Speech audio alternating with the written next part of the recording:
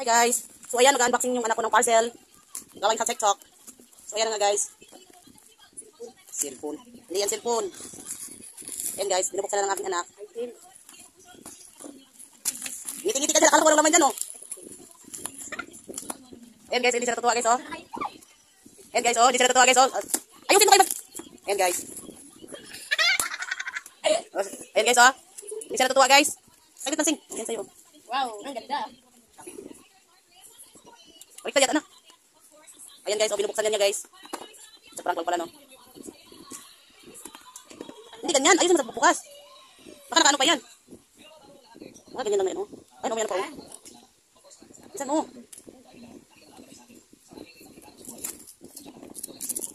Huwag mo, alugin, oh. Ayan guys, oh, hindi siya natutuwa guys, oh. Sus, guys. Guys. Oh, yeah. Oh yeah, ang ganda.